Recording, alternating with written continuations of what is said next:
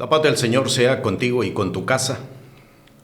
Doy gracias al Señor, al Dios eterno, al Todopoderoso, por este tiempo que Él nos permite para poder establecer la verdad que establece la libertad, que establece la gracia, la libertad que establece la paz de nuestro Señor y Salvador Jesús.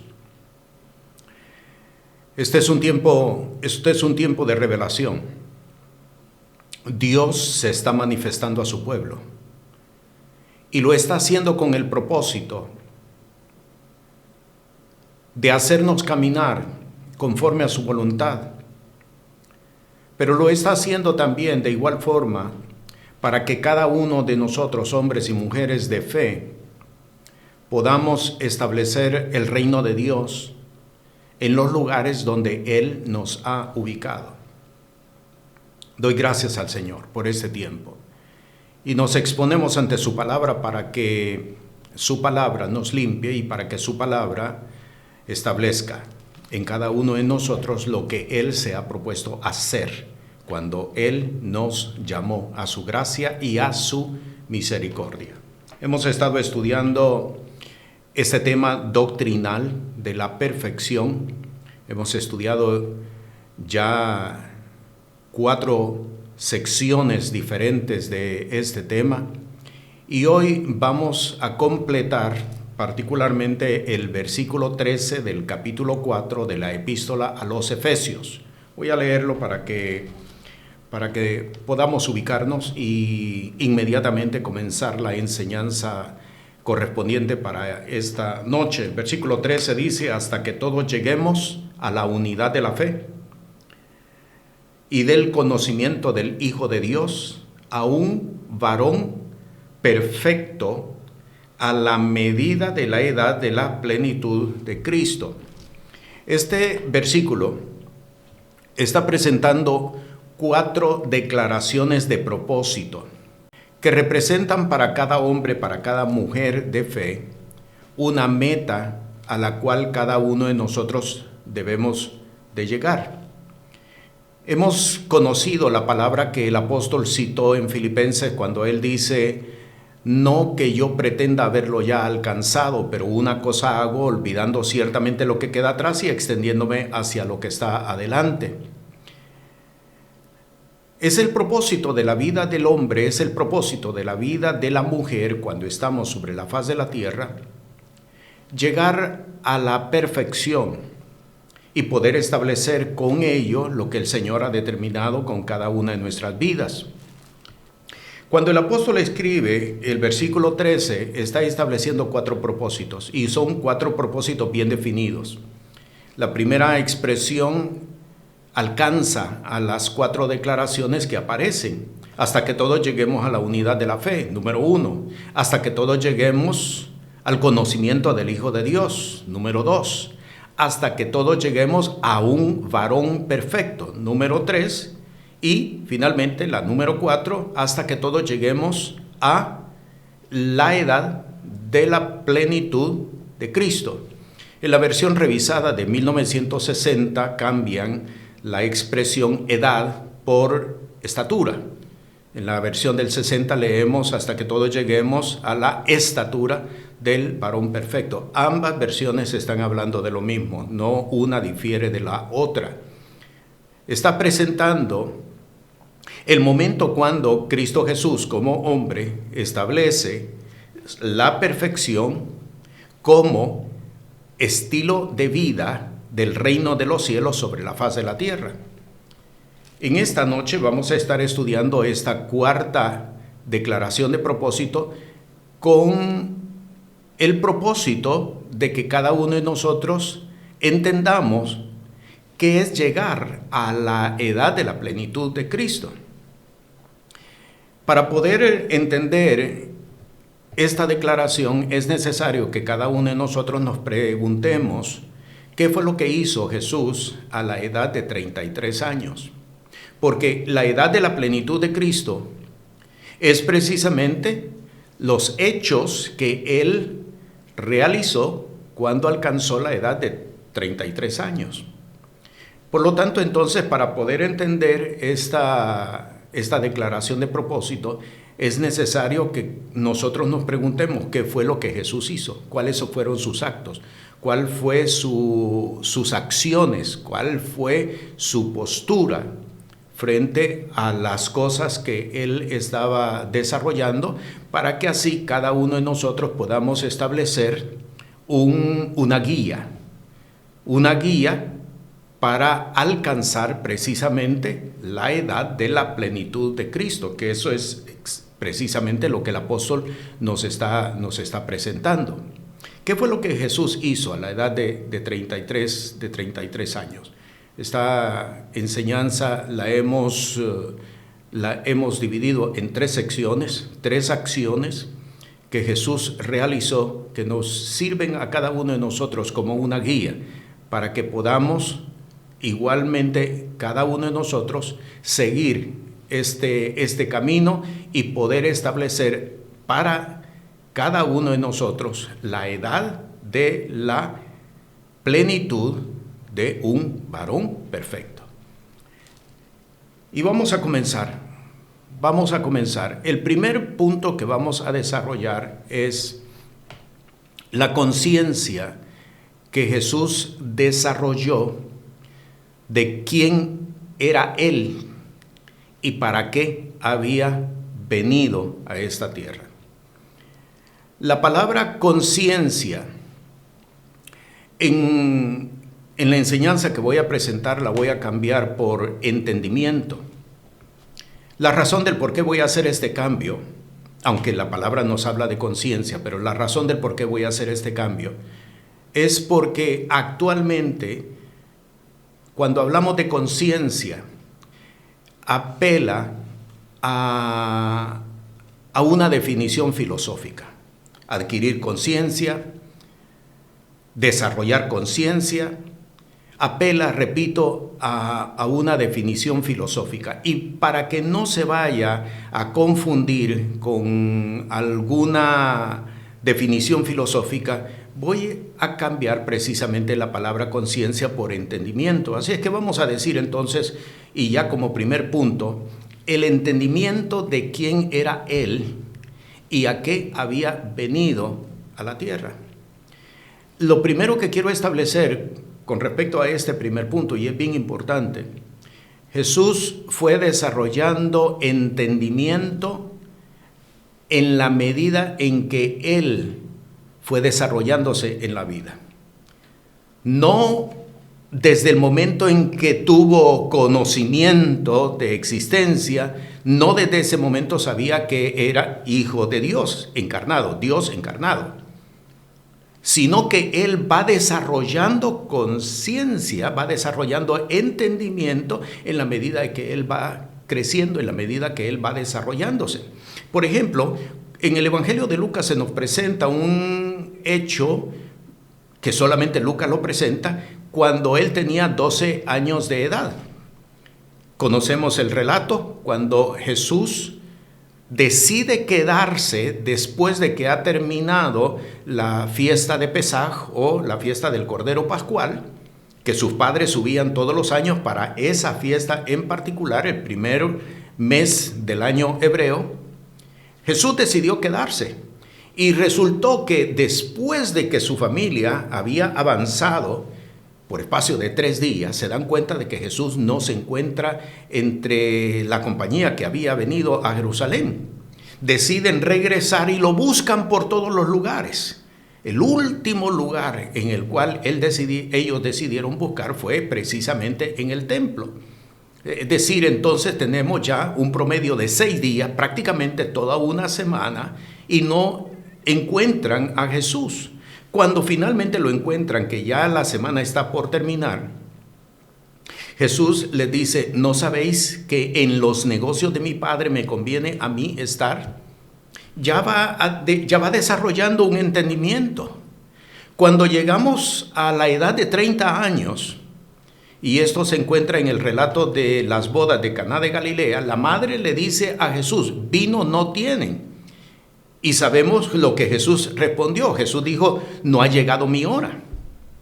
Con esto, lo que quiero establecer es que Jesús no adquirió entendimiento de la noche a la mañana. Jesús, por el Espíritu de Dios, va adquiriendo entendimiento de quién era y a qué Él había venido a la faz de la tierra.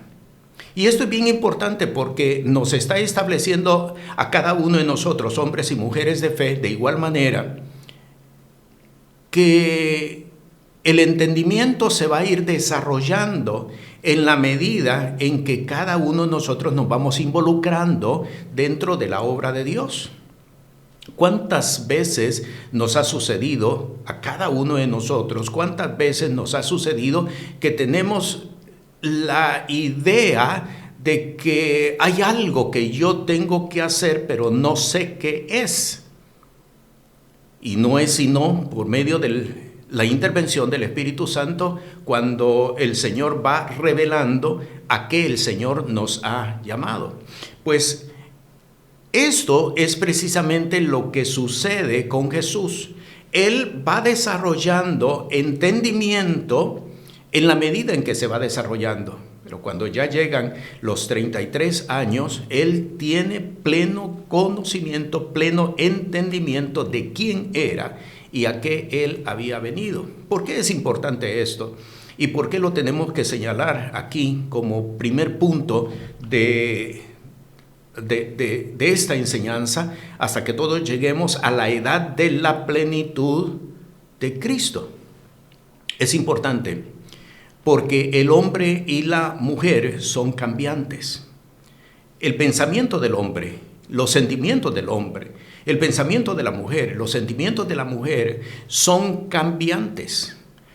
Cambian en la medida en que avanzamos en edad y en la medida en que nosotros estamos expuestos al ambiente en el que nosotros nos movemos.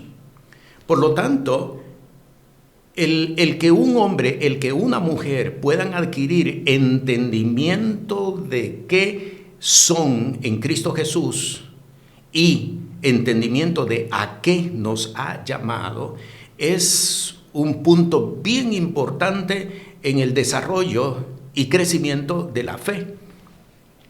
Porque muchos de nosotros no podemos hacer las cosas que Dios nos ha mandado precisamente por el entorno, por el ambiente en que nos estamos moviendo. Y lo vamos a ver más en detalle en lo que desarrollamos este primer punto. Voy a continuación a presentarles un bosquejo de cuáles fueron los últimos hechos de Jesús, particularmente frente a la multitud en la cual él se estaba moviendo, para que veamos cuáles fueron las presiones que Jesús enfrentó cuando llegó a los 33 años. Voy a comenzar aquí. Si tiene su Biblia y puede abrirla juntamente conmigo para que vayamos viendo el desarrollo, va a ser bien importante para poder entender este primer punto. Voy a comenzar aquí en el Evangelio de Juan. Vamos al Evangelio de Juan y vamos a comenzar en el capítulo 6, en el versículo 66. Vea lo que dice. Versículo 66 dice: desde esto, muchos de sus discípulos volvieron atrás y ya no andaban con él. Cuando usted lee el capítulo 6 particularmente, se da cuenta que Jesús establece una serie de enseñanzas que fueron chocantes para los judíos principalmente, pero que también fueron chocantes para los que se habían profesado como sus discípulos. Vean lo que dice en el versículo 64, 2 versículos atrás de donde acabo de leer. Dice: mas hay algunos de vosotros que no creen, porque Jesús desde el principio sabía quiénes eran los que no creían y quién le había de entregar. Y dijo: por eso os he dicho que ninguno puede venir a mí si no le fuere dado del Padre. Y allí llegamos al versículo 66, donde dice: por causa de esto, es decir, por causa de lo que él había hablado, muchos de los que se habían confesado como discípulos de Jesús decidieron retirarse, decidieron abandonarlo. Y cuando usted lee en detalle el capítulo 6, le propongo que lo lea en detalle, usted se da cuenta que esos muchos fueron grandes multitudes. Es decir, entonces, cuando llegamos a la edad de 33 años, cuando revisamos los evangelios de que él alimentó a 5,000, de que él alimentó a 3,000, de que eran multitudes las que él estaba ministrando, en el último año de su ministerio, esas grandes multitudes comenzaron a decrecer y a retirarse muchos aquellos que habían estado con Jesús desde un principio. Tanto así, vea qué importante esto, pero tanto así que cuando el apóstol Pedro, días antes de que fuera el derramamiento del Espíritu Santo, él propuso en el capítulo 1 de Hechos de los Apóstoles, él propuso: conviene pues que de estos hombres que han estado juntos con nosotros todo el tiempo que el Señor Jesús entró y salió entre nosotros, comenzando desde el bautismo de Juan hasta el día que fue recibido arriba de entre nosotros, uno sea hecho testigo con nosotros de su resurrección. Ahora note, versículo 23, y señalaron a dos, a José, llamado Barsabás, que tenía por sobrenombre Justo, y a Matías. Lo que quiero mostrarle con esto es que de todas aquellas multitudes que habían caminado con él prácticamente desde que él comenzó su ministerio, solamente 2 de ellos llegaron hasta el final. ¿Qué pasó con 5,000 hombres que él alimentó en una ocasión y que lo seguían a donde quiera que él iba? ¿Qué pasó con toda esa multitud? Solamente dos encontramos que cumplieron con ese requisito que el apóstol Pedro estableció para escoger al sucesor de Judas. Quiere decir entonces que el último año del ministerio de Cristo Jesús, toda aquella gran multitud que le apretaba y que no le dejaba muchas veces ni siquiera tomar sus alimentos en sus horarios correspondientes, toda esa gran multitud decreció. Voy a leer una vez más el versículo 66 para destacar precisamente esto mismo. Desde esto, muchos de sus discípulos volvieron atrás y ya no andaban con él. Empecemos a ver esto. Empecemos a ver el ambiente que se fue desarrollando alrededor de las actividades de Jesús. Ahora, muévase al versículo 70. Versículo 70 dice: Jesús les respondió: ¿no he escogido yo a vosotros 12 y uno de vosotros es diablo? Estaba hablando precisamente de Judas Iscariote. ¿Qué es lo que estamos viendo nosotros hasta este momento? El último año de la vida de Jesús, el año de la plenitud de Cristo Jesús, como lo presenta el apóstol Pablo en el versículo 13 del capítulo 4 de Efesios, el último año, en lugar de haberse desarrollado como en los otros años, muchos comenzaron a retirarse. ¿Qué significa esto para los efectos de lo que estamos estudiando? La presión de grupo, el rechazo, la no aceptación de las grandes multitudes que estaban acompañándolo a él. ¿No le ha llamado la atención a usted que cuando leemos los relatos de la crucifixión, cuando Jesús es presentado ante los romanos, ¿no le ha llamado la atención de que hubo una gran multitud que gritaba: crucifícale, crucifícale, crucifícale? ¿No le ha llamado la atención eso? ¿De dónde salió toda aquella multitud? Muchos de los que estaban allí eran hombres y mujeres, jóvenes de seguro, que en algún momento determinado habían estado con Jesús y que habían recibido también sus enseñanzas.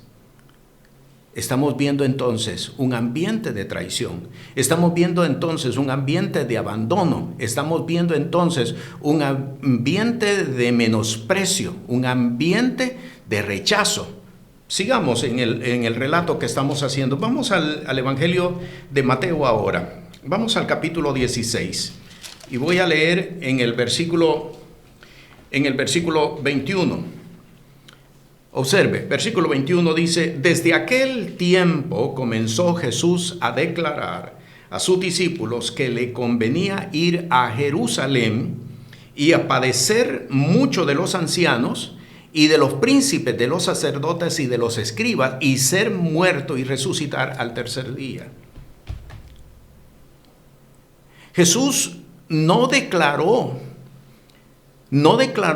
ni siquiera a sus discípulos de que él tenía que ir a Jerusalén y padecer y ser muerto por los religiosos judíos de su época. No lo reveló sino hasta el último año. Y allí encontramos el hecho del apóstol Pedro cuando le dice: Señor, no permitas que eso te acontezca. Seguimos y vamos siempre en Mateo, vamos al capítulo 26 ahora, y voy a leer desde el versículo 38 hasta el versículo 46. Entonces Jesús les dice: mi alma está muy triste hasta la muerte. Quedaos aquí y velad conmigo. Y yéndose un poco más adelante, se postró sobre su rostro, orando y diciendo: Padre mío, si es posible, pase de mí este vaso, pero no como yo quiero, sino como tú. Vino a sus discípulos y los halló durmiendo, y dijo a Pedro: ¿así no habéis podido velar conmigo una hora?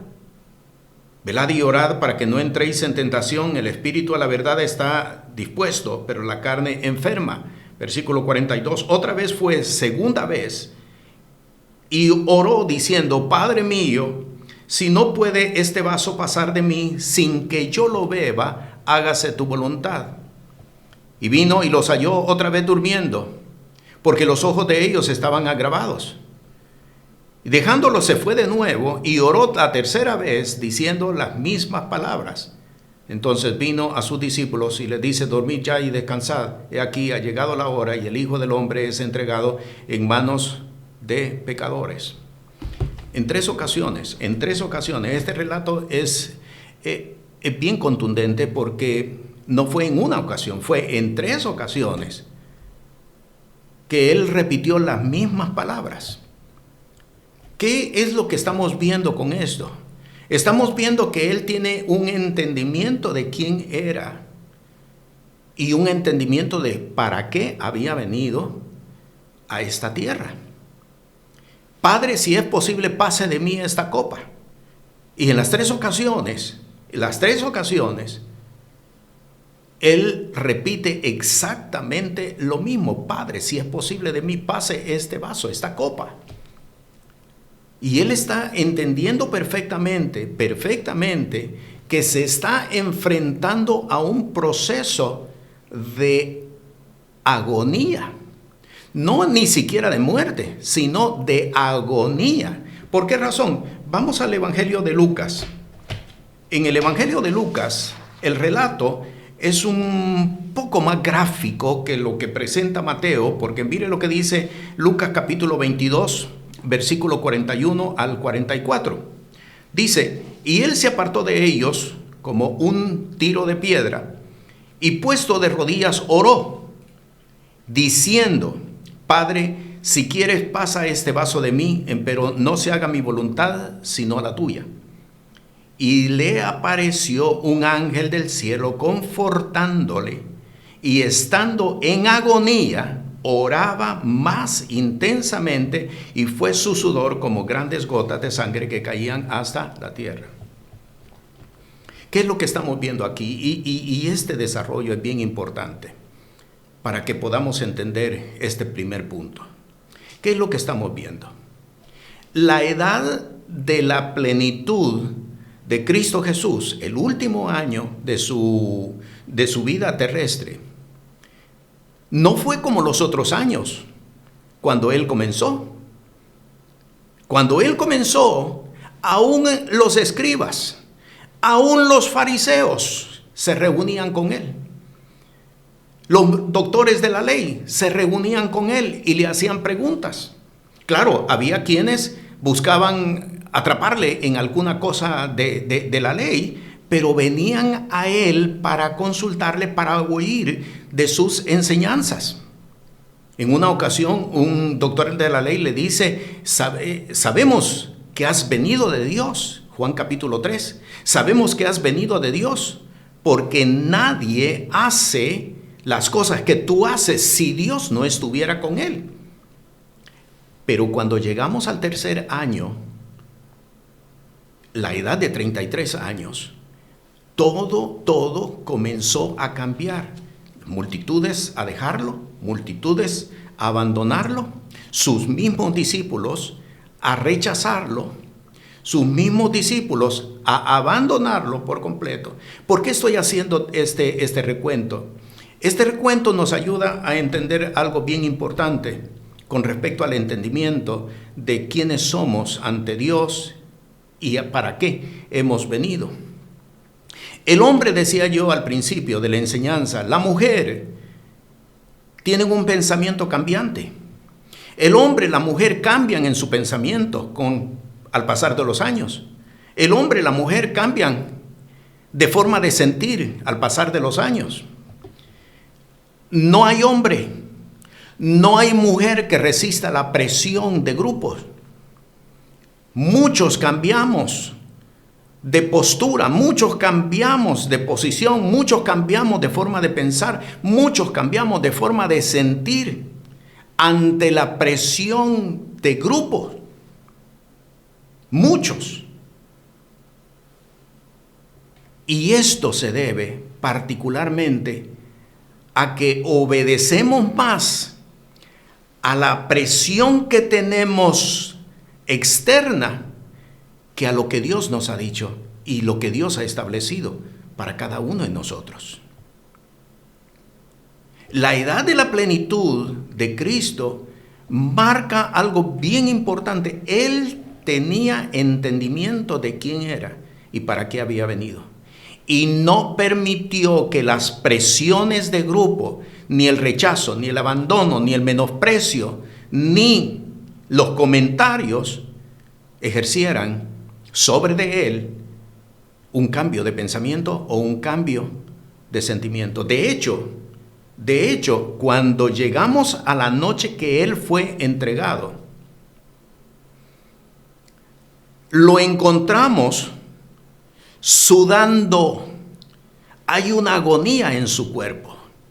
Y él pidiendo en tres ocasiones diferentes: Padre, si es posible, pase de mí esta copa, porque está sintiendo la presión, el acercamiento de la muerte sobre de él, que está queriéndolo atrapar. Pero no se haga conforme a mi voluntad, sino conforme a tu voluntad. El entendimiento de saber quiénes somos y a qué hemos venido es el reflejo de un hombre y de una mujer que han alcanzado la perfección. ¿No se ha dado cuenta usted que muchas veces nosotros mismos hemos dicho ante las presiones o ante que las cosas no resultan como nosotros lo habíamos pensado? ¿No se ha dado cuenta que hay muchos quienes decimos: a lo mejor no es la voluntad de Dios? Porque vemos en el estorbo, porque vemos en la oposición, porque vemos en los inconvenientes una señal de que Dios nos está cambiando de rumbo. Y con esto nos tenemos que enfrentar cada uno de nosotros, que para poder alcanzar la perfección es necesario que aprendamos a mantenernos en lo que Dios nos ha dicho y en lo que nosotros hemos creído. El entendimiento de quién Él era y en el entendimiento de a qué había venido es precisamente la evidencia de haber alcanzado la perfección. En Mateo capítulo 13, cuando nosotros leemos la parábola, el relato de la parábola del sembrador que salió a sembrar su semilla, que una cayó junto al camino, que una cayó en pedregales, que otra cayó entre espinos y finalmente la cuarta cayó en buena tierra. Cuando Jesús está explicando a partir del versículo 19, cuando Jesús está explicando esta parábola, dice, los que cayeron entre pedregales son aquellos que reciben la palabra con gozo. Se deleitan con la palabra, la recibieron con gozo, pero, cuando viene la persecución, no pueden mantenerse y son ahogados por la persecución. Los que cayeron entre espinos son aquellos que reciben de igual manera la palabra con gozo. La palabra fue sembrada porque buena tierra, pero los afanes de este siglo, las preocupaciones de este siglo, las presiones de este siglo establecen más la idea de que no es necesario ni conveniente mantener la misma postura, y fueron ahogados. El entendimiento de quién era Jesús y a qué había venido nos está estableciendo a nosotros esta grande enseñanza para alcanzar la perfección. Cada uno de nosotros debemos de mantenernos a pesar de las presiones, a pesar del rechazo, a pesar de la opresión, a pesar del menosprecio, a pesar de todo inconveniente que surja en el ambiente, es necesario mantenernos. Y esta es la evidencia mayor de un hombre que ha alcanzado la perfección. Y esta es la evidencia mayor de una mujer que ha alcanzado la perfección. Y esto es bien importante que nosotros lo entendamos. ¿Por qué? Porque cada uno de nosotros, hombres y mujeres de fe, vamos a pasar por las mismas experiencias que Jesús pasó. Cada uno de nosotros vamos a pasar por las mismas experiencias de rechazo, las mismas experiencias de abandono, las mismas experiencias de oposición, las mismas experiencias de crítica, las mismas experiencias de inconvenientes. Y la pregunta que cada uno de nosotros debemos de responder ahora es, ¿cómo nosotros vamos a actuar frente a estos elementos? Y esto es bien importante que nosotros lo podamos enfrentar, porque precisamente por no tener claro el entendimiento de quiénes somos y para qué hemos venido, para qué el Señor nos ha llamado, ha dejado prácticamente en el camino a muchas personas. ¿Cuántos hombres de ministerio? ¿Cuántos hombres de ministerio entregaron el ministerio precisamente por un plato de lentejas? ¿Cuántos hombres y mujeres de ministerio abandonaron el ministerio precisamente por un rechazo, por una oposición, por una crítica, por un levantamiento dentro de la misma iglesia? ¿Cuántos hombres y cuántas mujeres? ¿Por qué? Porque la perfección se mide en sabernos mantener en lo que Dios ha dicho y no en los obstáculos que nosotros encontramos en el camino. El apóstol Pablo escribe a los tesalonicenses, lo puede leer usted en la primera epístola, le dice, yo quise volver a vosotros, yo quise ir a vosotros, una y otra vez, pero Satanás me embarazó, en la versión antigua, pero Satanás me estorbó en la versión revisada. Pero eso no fue motivo como para que Pablo abandonara el ministerio, ni siquiera para que abandonara a los discípulos de Tesalónica. ¿Cómo actuamos frente a la presión? ¿Cómo actuamos frente al hecho de que las cosas no nos salen bien? ¿Cómo actuamos frente a las circunstancias que nos dicen Dios no está contigo? ¿Cómo actuamos?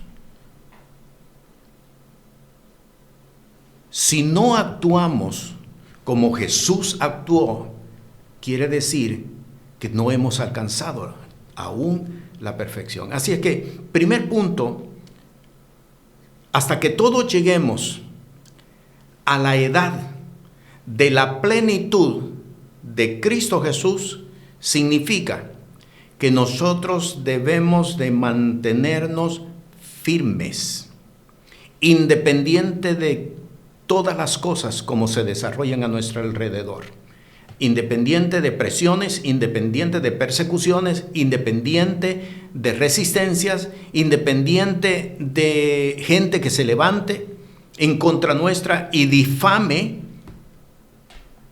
gente que se levante en oposición, independiente de todo.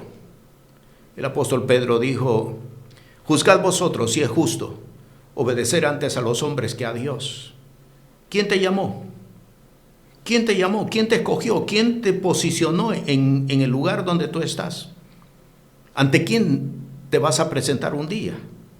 ¿Ante la multitud que no te quiere? ¿Ante la multitud que se presenta en contra de ti?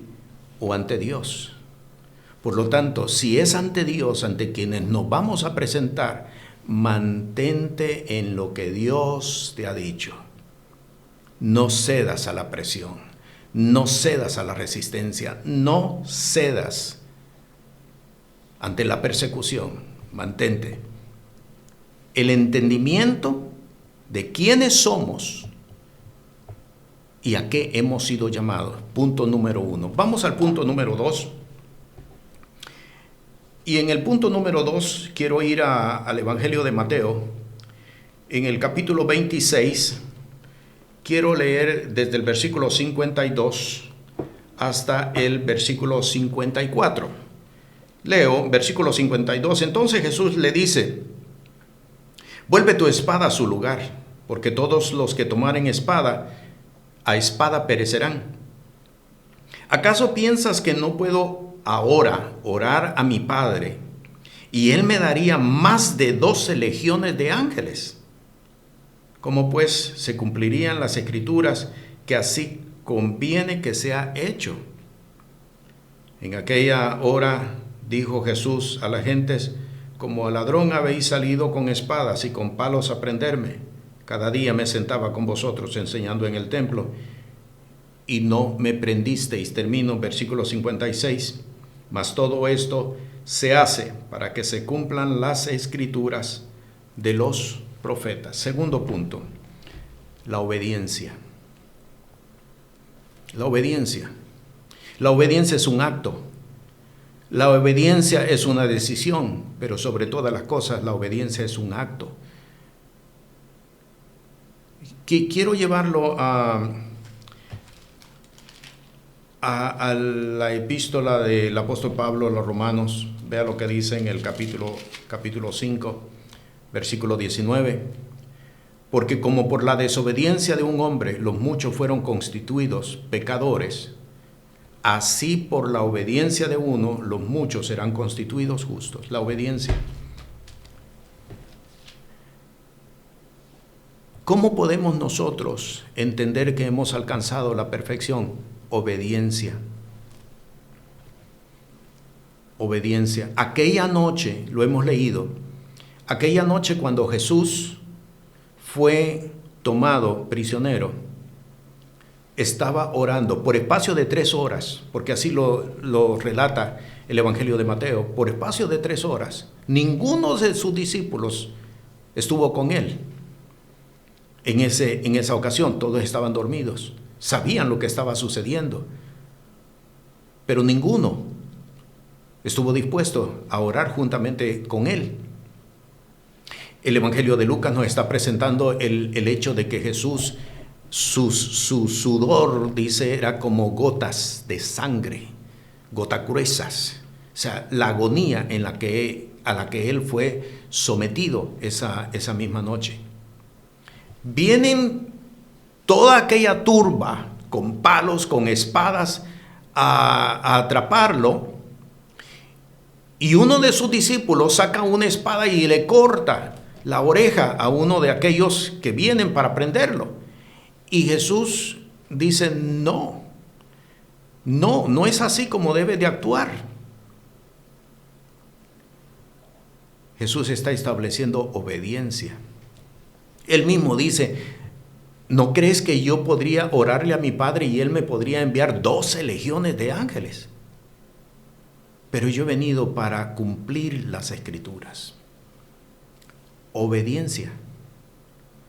¿Sabe que la obediencia es la mejor arma para derribar principados y potestades que se levantan en contra del conocimiento de lo alto?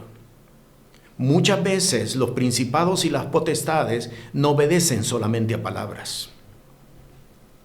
Muchas veces los principados y potestades no se pueden mantener ante una que ha sabido establecer obediencia. ¿Acaso no hemos leído en las Escrituras que el apóstol por el Espíritu de Dios dice, hasta que vuestra obediencia fuere cumplida, estad prestos a castigar toda desobediencia cuando vuestra obediencia sea cumplida? Por lo tanto, entonces la obediencia es un arma de guerra espiritual, pero sobre todas las cosas la obediencia es la evidencia de un hombre, es la evidencia de una mujer que ha alcanzado la perfección. Aunque hayan formas de librarnos de aquello que estamos pasando. ¿Por qué? Porque ante una situación de enfermedad, por ejemplo, es fácil de librarnos. Están los medicamentos. Pero si el Señor nos ha dicho, yo soy tu sanador y yo estoy contigo, y nosotros buscamos vías alternas, en realidad no estamos estableciendo obediencia. Estamos buscando conveniencia, que no es lo mismo que obediencia. Es importante que nosotros entendamos cómo reaccionamos nosotros ante las presiones del día, ante las presiones de los ambientes, ante las presiones económicas. ¿Cómo reaccionamos? ¿Buscando alternativas o sabiendo esperar? Dice Mateo capítulo 6, vuestro Padre que está en los cielos sabe de qué cosas tenéis necesidad. ¿Por qué entonces no me lo da? Porque está probando cuánta obediencia realmente nosotros podemos desarrollar en medio de las circunstancias, en medio de las situaciones. La obediencia es la forma para mostrar a las tinieblas cuánta perfección hemos alcanzado. De seguro que usted ha leído el libro de Job, al menos los primeros capítulos. De seguro que usted lo ha leído. Los hijos de Dios se presentan ante el Señor y en medio de ellos se introduce también Satanás. Y el Señor le dice a Satanás, ¿no has considerado a mi siervo Job, que es hombre perfecto? Conocemos ese relato. Sabe que la perfección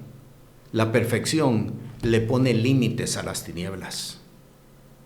La perfección le pone límites a las tinieblas y una forma para mostrar la perfección es precisamente la obediencia. Quiero ir a la epístola del apóstol Pablo a los Filipenses y leer en el capítulo 2, Filipenses capítulo 2. Vea lo que dice el versículo 8. Y hallado en la condición como hombre, se humilló a sí mismo, hecho obediente hasta la muerte y muerte de cruz. ¿No se ha preguntado usted por qué razón tiene que especificar qué tipo de muerte? Fue obediente hasta la muerte y muerte de cruz. ¿Por qué? Porque la muerte por crucifixión es la muerte más dolorosa. Jesús lo sabía. Jesús no es ignorante de ante qué se está él exponiendo. Pero sin embargo, note esto. Vamos al Evangelio de Juan unos minutos. Note esto, bien importante.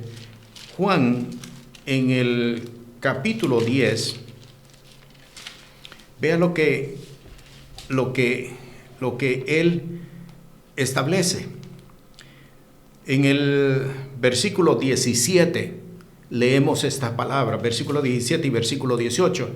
Por eso me ama el Padre, porque yo pongo mi vida para volverla a tomar. Ahora note el versículo 18. Nadie me la quita, porque yo la pongo de mí mismo. Tengo poder para ponerla y tengo poder para volverla a tomar. Este mandamiento recibí de mi Padre. Fue obediente hasta la muerte y muerte de cruz, una muerte dolorosa. Jesús lo sabe, pero no fue motivo como para decir no, yo vengo para establecer obediencia sobre la faz de la tierra. Este mandamiento recibí de mi Padre. Cuando un hombre de Dios, cuando una mujer de Dios han aprendido a caminar en obediencia al Padre, independiente de sus propios intereses y necesidades, porque pueden haber intereses, pero pueden haber necesidades. Pero cuando el hombre de Dios, cuando la mujer de Dios saben establecer obediencia a pesar de sus propias necesidades, entonces están estableciendo la edad de la plenitud de Cristo, estableciendo perfección. Y ante la perfección, el enemigo no puede acercarse ante esta persona. En Job, que lo cité hace unos segundos atrás, en Job, Satanás le dice, ¿y cómo yo me voy a poder acercar? ¿No has puesto tu cerco alrededor de él? ¿Sabe cuál es ese cerco? Perfección. Que es precisamente lo que Dios le demanda a todo hombre de fe, que es precisamente lo que Dios le demanda a toda mujer de fe, perfección. Lo encontramos en el Antiguo Testamento, lo encontramos en el Nuevo Testamento. En el Antiguo Testamento Dios le dice a Abraham, anda delante de mí y sé perfecto. No es la demanda solamente sobre de Abraham. Es la demanda para cada hombre de fe. Es la demanda para cada mujer de fe. ¿Por qué? Porque si Él es el padre de la fe y nosotros somos los hijos de la fe, quiere decir que la demanda que Dios le impuso a Abraham también aplica para cada uno de nosotros. Anda y sé perfecto delante de mí. En el Nuevo Testamento, en el Evangelio de Mateo, está escrito, sed pues vosotros perfectos como vuestro Padre que está en los cielos es perfecto. Por lo tanto, la perfección es una demanda y es una demanda de fe. Ninguno de nosotros puede decir que camina en fe sin haber entendido que Dios nos está demandando perfección. No podemos decir que somos hombres de fe. No podemos decir que somos mujeres de fe si no hemos entendido que Dios nos está demandando perfección. ¿Y cuál es la evidencia de la perfección? Obediencia. La evidencia, el fruto de la perfección es obediencia. ¿Cómo reaccionamos entonces ante las demandas del Señor? Muchas veces, a sabiendas de que estamos desobedeciendo, preferimos hacerlo y no corregir nuestro camino. ¿Se está dando cuenta la gravedad en la que muchos de nosotros, hombres y mujeres que nos confesamos como creyentes, la gravedad en la que estamos caminando? Vemos primero nuestras conveniencias, vemos primero nuestras necesidades y después, a partir de allí, comenzamos a repartir. Si queda, entonces somos obedientes. La obediencia es fruto, evidencia misma de una vida de perfección. Vamos al tercer punto. Y quiero ir a varios textos aquí. Voy a comenzar precisamente por este que leí hace unos minutos atrás, Juan capítulo 10, en el versículo 17 particularmente dice: por eso me ama el Padre, porque yo pongo mi vida. Tercer acto que muestra la perfección de un hombre, que muestra la perfección de una mujer: yo pongo mi vida.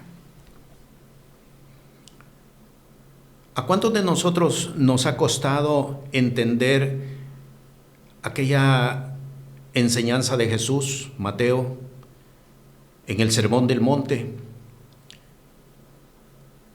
en el capítulo 7, cuando Jesús establece: si te pegan en una mejilla, tú pon la otra? ¿A cuántos de nosotros nos ha costado entender ese texto? Muchos de nosotros decimos: eso no puede ser literal. Hay que entenderle el simbolismo. De seguro que eso es una metáfora de la cual el Señor nos está hablando. Si eso fuera una metáfora, si eso es un simbolismo, entonces Él no hubiera dicho: yo pongo mi vida por los demás. Es que no hemos entendido. Tercer acto de la perfección: estar dispuestos a poner nuestras vidas por amor de la obra, por amor del ministerio, por amor de lo que Dios quiere establecer en cada uno de nosotros. Quiero llevarlo ahora a la epístola a los Gálatas, en el capítulo 2. Miren lo que dice en el versículo 20, que lo conocemos. Este texto lo hemos señalado en muchas ocasiones en nuestras enseñanzas. Leámoslo. Dice: con Cristo estoy juntamente crucificado, y vivo no ya yo, mas Cristo vive en mí. Y lo que vivo en la carne, lo vivo en la fe del Hijo de Dios. ¿Qué es vivir en la fe del Hijo de Dios? ¿Qué es vivir en la fe del Hijo de Dios? Y ahora lo estamos entendiendo. Yo pongo mi vida.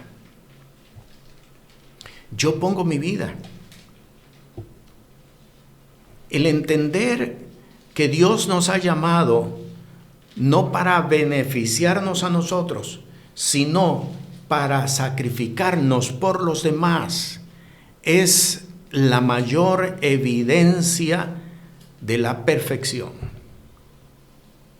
Cuando usted va a 1 Corintios, de seguro que lo hemos leído, el apóstol dice: si yo diera mi cuerpo para ser quemado, pero no tengo amor, de nada me sirve. A eso se está refiriendo. Y el apóstol lo presenta de forma contundente y de forma gráfica para ser entendido. La perfección nos hace llegar al entendimiento de que no son los demás los que nos tienen que servir, que somos nosotros los que tenemos que servir a los demás. Nos hace llegar al entendimiento de que no es cumplir nuestras expectativas, que no es cumplir nuestra demanda, que no es cumplir nuestras conveniencias, que no es ni siquiera cumplir nuestras necesidades, que la obra de Dios sea establecida. Otro texto que quiero leer en la epístola del apóstol Pablo a los Romanos, capítulo 5, ve lo que dice el versículo 7. Ciertamente apenas muere alguno por un justo, con todo podrá ser que alguno osara morir por un bueno. Y lo que el apóstol le está diciendo, pero por un no bueno, por uno que no nos va a representar nada a cambio, imposible. Mas Dios encarece su amor para con nosotros, porque siendo aún pecadores, Cristo murió por nosotros. La edad de la plenitud de Cristo nos establece que la perfección nos lleva a desarrollar, no yo, Señor, tu obra. Si para eso nos has traído, si esto es lo que tenemos que hacer, se ha hecho. Otro texto, Efesios, capítulo 5, versículo 2. Andad en amor, como también Cristo nos amó y se entregó a sí mismo por nosotros, ofrenda y sacrificio a Dios en olor suave. Cuando el apóstol Pablo escribió el versículo 13 del capítulo 4 de su epístola a los Efesios, estaba bien consciente de lo que él estaba escribiendo. No es que nosotros le estamos dando una interpretación o un significado, no. Pablo estaba bien consciente de lo que estaba escribiendo. Cuatro propósitos a los cuales debemos nosotros de aspirar como precisamente para alcanzar la perfección, hasta que todos lleguemos a la unidad de la fe, hasta que todos lleguemos al conocimiento del Hijo de Dios, hasta que todos lleguemos a un varón perfecto. Y la cuarta, hasta que todos lleguemos a la plenitud de la edad de Cristo Jesús. ¿Qué significa? ¿Qué significa? Significa precisamente tener entendimiento de quiénes somos en Cristo Jesús, de quiénes somos y a qué hemos sido llamados. Tener entendimiento de que no siempre las cosas van a salir como nosotros las queremos. No siempre vamos a obtener a cambio resultado por los esfuerzos que estamos haciendo. No siempre. Pero que a pesar de eso nos podamos nosotros mantener. Es que a esto me llamó el Señor. Es que esto fue lo que Él determinó. Y no mido, y permítame usar esta expresión, aunque esta expresión no está contenida en la Sagrada Escritura, pero no mido el éxito de mi ministerio por los resultados. No mido por lo que obtengo a cambio, sino, y llegamos al segundo punto, obediencia, por la obediencia a su llamado, por la obediencia a su propósito, por la obediencia de lo que Él me ha revelado. Y finalmente, el tercer punto, estar dispuestos. ¿Quién irá por nosotros? sabiendo que ¿quién irá por nosotros? Significa persecución inclusive. Heme aquí, envíame a mí. Porque no son mis intereses ni son mis conveniencias, es tu obra, Señor. Tú te entregaste a ti mismo por nosotros. La reina Esther dijo, ¿y si perezco? Que perezca. Pero si para esto el Señor me llamó, yo lo haré. Te doy gracias, mi Señor, esta noche, por esta enseñanza grande que tú nos estableces por medio de tu Santo Espíritu. Ahora pido, Padre, que sea tu Santo Espíritu quien establezca en nosotros, oh Dios, el entendimiento para que podamos caminar como un varón perfecto en la edad de la plenitud de Cristo Jesús. En el nombre de Jesús. Amén. Amén. Te bendigo. La paz del Señor sea contigo y con tu casa. Amén. Este programa es presentado por el Ministerio Apostólico y Profético Cristo Rey. Puede comunicarse con nosotros por WhatsApp al 1407-653-9700. Sea la paz de Dios sobre su vida.